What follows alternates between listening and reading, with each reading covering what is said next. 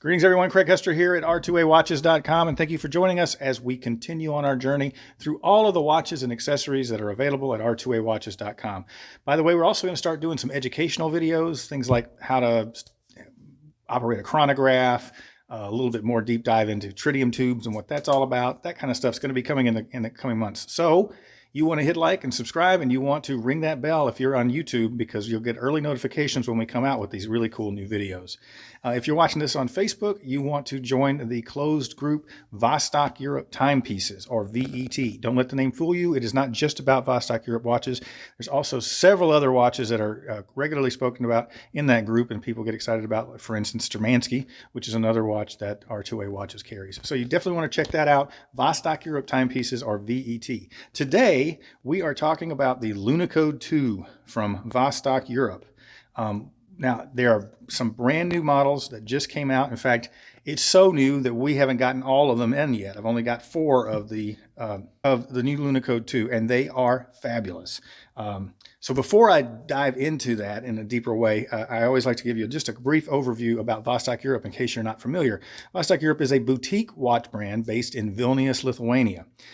What is amazing about Vostok-Europe and why we enjoy representing them so much is they do way more than you would expect a boutique watch brand of their size to do.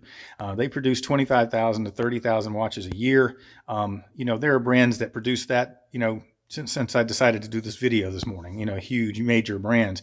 But Vostok-Europe has their own in-house designers that grew up in Lithuania, so they have a different point of view. They have 7 full-time watchmakers that hand assemble every watch there. I like to say that Vostok-Europe starts with a blank piece of paper, or more accurately, a blank computer screen, and finishes with a watch. Their quality control program is second to none. So that's Vostok-Europe, and that's who we're talking about. Now, one of the things I really like about Vostok-Europe, beyond what I've already said, is that every watch has a story. It has an inspiration. They don't ever just produce a watch and not call it something. And it's more than just calling it something, by the way. Let me be clear about that.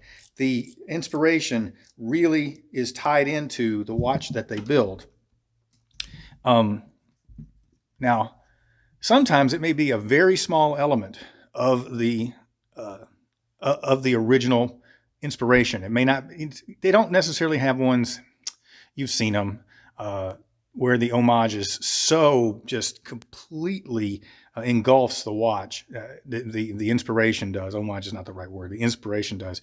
You're not going to see that with Vostok-Europe, because Costa, who is their lead designer, he takes a little bit here, a little bit there. He looks at there may be a very small thing that's about the inspiration, and he blows that up and makes that a part of the watch design. So these are no different in that they have an inspiration. It's the Lunokhod 2 lunar rover.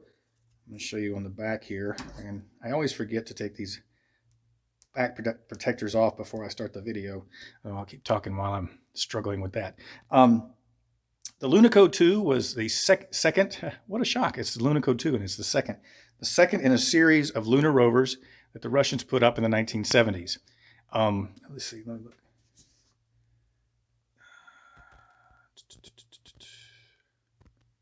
Yeah, 1973.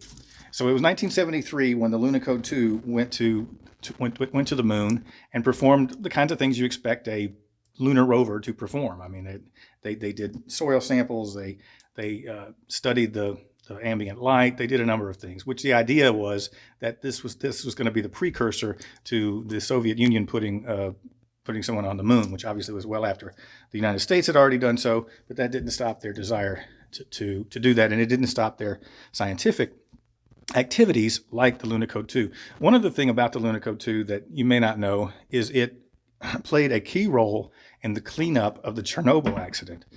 Because of the fact that the moon has no atmosphere, it's highly radiated, or at least there's radiation, certainly a higher level of radiation than you get walking around on this planet. And because of that, it had been hardened for radiation service because of the length of time it was going to be on the moon. So they actually used it as, I guess, for one way of putting it, a mover, and it moved a lot of the radioactive material at the Chernobyl site. So that's another interesting little tidbit. I'm trying to get this to focus, guys. Oh, well, it's going to be the best we can get. So real quick, I'm going to go through the 4 executions that we have here. As I said, there are 3 other executions that we do not have the watches for yet. I'll probably just do another video as soon as they get here. So this is the blue with the NH35. So that's your Seiko Instruments movement. Ignore the blue stripe on the side of the watch. That is protective material only. And I used to take it off for every video, but I really prefer to keep them as pristine as possible before we sell them. So this is the blue on the NH35. Then you've got the blue and white. I really like this one, guys. The blue and white with the 6S21 Miyota quartz movement. Now, again, you guys have heard me say this, oh gosh, I don't know how many times I've said it. There are quartz movements and there are quartz movements. 6S21 is one of the top of the line quartz movements out there. It has mechanical parts. It actually has jewels, which most of the inexpensive quartz watches do not have jewels. It is just a fabulous movement. And here it is in another example with the, I'm going to call that curry.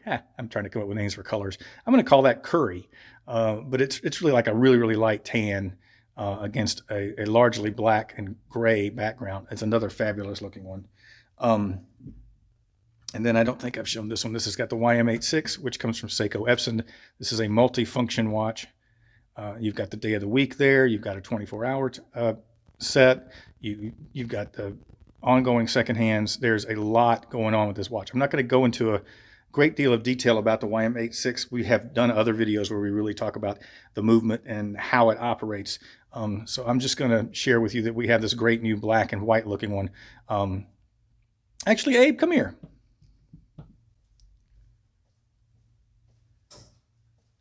Have a seat. You're a bigger expert than I am on this movement. So run through what all it does. So this one has the... Shoot, I don't have another one to show. It has the 24-hour chronograph. It has the alarm. And this is a perpetual calendar. So it's a 24-hour chronograph. So that's what this subdial is for. It's got the day of the week and a perpetual calendar, and then running second hands. Is that everything? And an alarm. And an alarm, right? And an alarm. Just stay. Well, you're going to have to go turn off the light for the... Yep. Well, that's fine. All right. So that is the YM86 movement. I'm going to say goodbye to Abe because we're going to do a Lume Shot. And you are going to be blown away by how great... Oh! Let's do the Lume Shot first, then I'll explain why it's so awesome. I'm ready. Look at that lume. It's just fantastic. It's hard to focus, but it's fantastic. All right, that's good enough. So, why is the lume really great on the Lunokhod 2? One of the things about the Lunokhod 2 that I really find, well, first of all, I was amazed that no one had ever done this before. And what they did is they took the tritium tubes. Come on, focus. They took the tritium tubes and they mounted them vertically in a candle holder. And it's in a reflective candle holder. Now, I took this chapter ring out of another Vostok-Europe Lunokhod 2 from a long time ago, and you can see how they stand straight up. Well, let me back up and explain what tritium tubes are. Tritium tubes are laser-sealed glass tubes filled with a substance called tritium. It is technically a radioactive material, but it cannot penetrate human skin. Ever since 1960, when they were building things with the tritium tubes, they've never had a single incident of a human being damaged or harmed by the tubes. Laser-sealed glass tubes with tritium, and the tritium constantly activates the luminous material inside the tube so that you have constant illumination. Unlike superluminova, which you charge up, you might charge up in the sun, you might charge up in front of a lamp, whatever you want to do, and you know how that is. It's bright right at the beginning. I mean, it's just will knock your socks off. But then an hour or two later, if you're lucky, it's going to have faded considerably. And that doesn't happen with tritium tubes because they are constant illumination. They will last up to 25 years. MB Microtech guarantees 10 years. The half-life of tritium is 12 and a half years. So they're not only, this is not the only time that Vostok-Europe has been really creative. They did the same thing with the Energia. Even though it was laying flat, they put reflectors behind it to make it more, to capitalize on as much of the luminosity as they could. Now, another thing about tritium tubes is they're not cheap. They're just not cheap. So when you're looking at Vostok-Europes and you're comparing prices, you're going to always see that the tritium tube models are going to be more expensive than the models with superluminova. It's just a simple case of math. The tritium tubes are more expensive than luminous material, regular luminous material, even superluminova, which is the gold standard in the industry. I'm sure somebody's going to argue with me about that in the comments, but that's my understanding and what I think of superluminova. I think it's the best for terms of painted lume. So most of the time when a company builds a tritium tube watch, the tritium tubes lay flat. So that means you're losing about 40% of the luminosity right there before you even start. By standing them up and putting them in a reflective candle holder, you get the maximum possible illumination that you can get. And these are, by the way, T25 tritiums. Now, I'm not going to, for the sake of time, go into what makes it T25 versus T100. We'll do that in another video where we go into greater detail about tritium tubes. What I need to do before we run out of time here is to quickly give you an overview of the watch. All right, you saw the 4-1. Let me put one on, give you a wrist shot.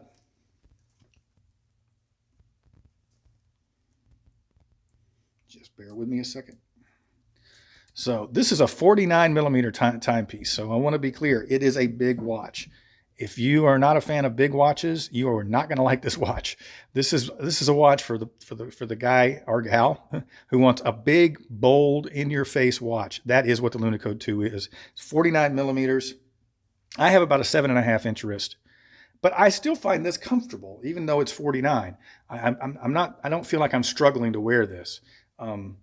If you have a wrist under 7 inches, I would say that it might be a stretch to wear the Lunokhod 2. I'm only saying that because I much prefer somebody to have all the knowledge going in, and when they make their purchase, then they get it and say, oh, it's too big, and they want to send it back. That's the thing we hate the most, is when somebody wants to send it back. So that's the size. You know what? I'm going to do what I normally do. And I'm going to give you the caliper measurements as well. So the caliper says 48.5. So it's 49 by any. And then how thick is it? 17 inches thick. So like I said, this is by no means a small watch. All right. So again, these are the 4 color combinations that we have in stock right now. That's the blue with the NH35. It's the white and blue with the 6S21. That's the dark brown. Oh, sorry, dark. Well, it's really like a gray with the curry colored subdials. And then in the YM86 movement, we've got the black and the white.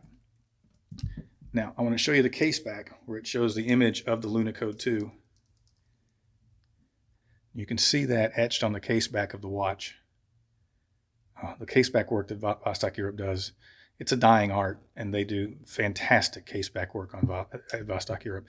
They're all numbered limited editions. These will be out of 3,000. Because it is one of the upper level divers, it's going to come with a certificate showing that it passed the water tightness test. These are, what are these? Are these 200 meter? Yeah, these are all 200 meters, so they're professional grade dive quality. Comes with 2 straps. The silicone, is fabulous on Vostok-Europe. It just is fabulous. They're just soft, supple silicone straps. And then here's the leather option. So you're going to have 2 straps. It's going to come in the Pelican case dive box, which we do not have one down here, but you can see them on the site anytime you want. That alone is a great value. What else? K1 mineral crystal. That's the Gorilla Glass system. It's a 4 mm crystal in here. That is thick as some bracelets. I mean, it's just the crystal on these are amazing. They fall in the Mohs scale between between sapphire and regular mineral. They're a 7. Sapphire is a 9. Regular mineral is a 5. So you get nearly the scratch resistance of sapphire, and you get the shatter resistance of a mineral. We were just looking at a watch the other day that took a lick, and we were certain that if it had been a sapphire crystal, it would have burst. So, it's just a matter of your own taste, but you do get the best of both worlds with the K1 system. All right, well, those are the 4 new Lunokhod 2s that we have in stock. I'll probably be doing another video when the other ones come in, and do my best to talk about different things then. So until next time, I'm Craig Hester, and keep watching.